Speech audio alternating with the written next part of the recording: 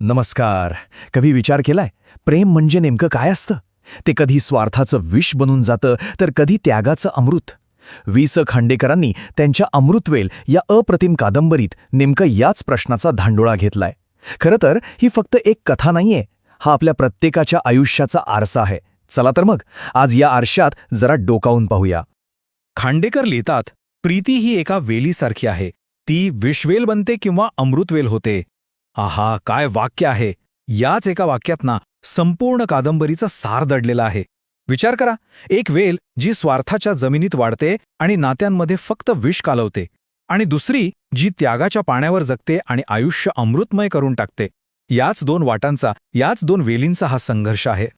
तर मग नक्की काय फरक आहे या विषवेल आणि अमृतवेलमध्ये? बघा, विषवेल म्हणजे काय तर माझं, मला हवं, हा माझा हक्क आहे, ही भावना नात्यांना जखडून टाकते आणि शेवटी आपल्या पदरात दुःखच टाकते.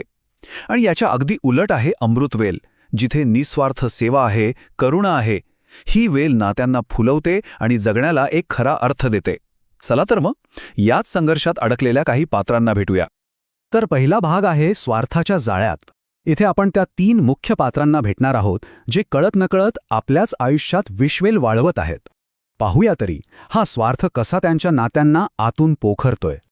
ही आहे अलकनंदा, म्हणजेच नंदा. अतिशय हुशार, स्वप्न पाहणारी मुलगी. पण तिच्या प्रियकराचा अचानक मृत्यू होतो आणि तिचं अख्खं जगच उद्ध्वस्त होऊन जातं.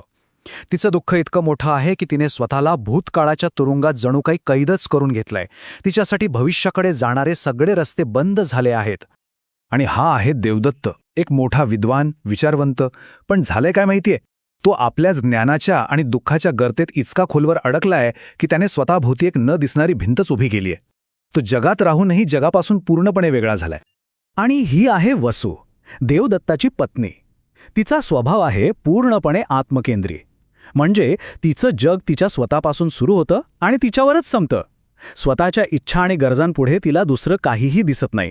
आणि याच स्वभावामुळे तिने नकळतपणे आपल्याच संसारात विषवेल पेरली आहे.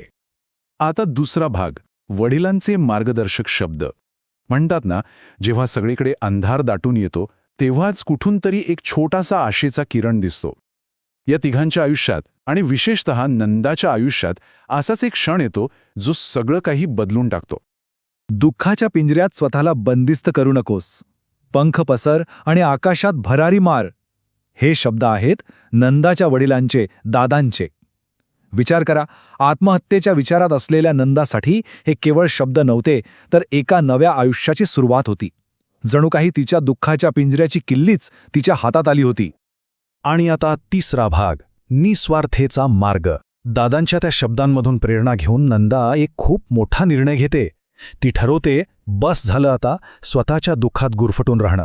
आता आपलं आयुष्य इतरांच्या वेदना कमी करण्यासाठी वापरायचं. आणि इथूनच तिचा खरा प्रवास सुरू होतो. तिच्या अमृतवेलीचा शोध सुरू होतो. या प्रवासात तिला जे शिक्षक भेटतात ना, ते कुठल्याही मोठ्या पुस्तकातून आलेले नाहीयेत.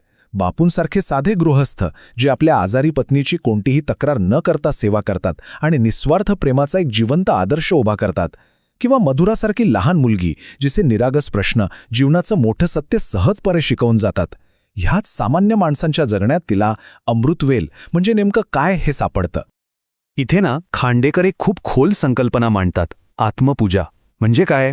सोप्या भाषेत सांगायचं तर स्वतःच्याच प्रेमात पडणं. स्वतःचा अहंकार, स्वतःची बुद्धी आणि स्वतःचं दुःख याचंच कौतुक करत बसणं. देवदत्त ह्याच आत्मपूजेच्या जाळ्यात अडकलेला आहे. आणि हेच विषवेलीचं खरं मूळ आहे, जे माणसाला इतरांपासून तोडून टाकतं. ह्या आत्मपूजेचा त्याग करणं हाच अमृतवेलीकडे जाण्याचा मार्ग आहे, जो आता नंदाला सापडलाय. तर मग या सगळ्या प्रवासातून आपण काय शिकायचं? आपली स्वतःची अमृतवेल कशी फलवायची?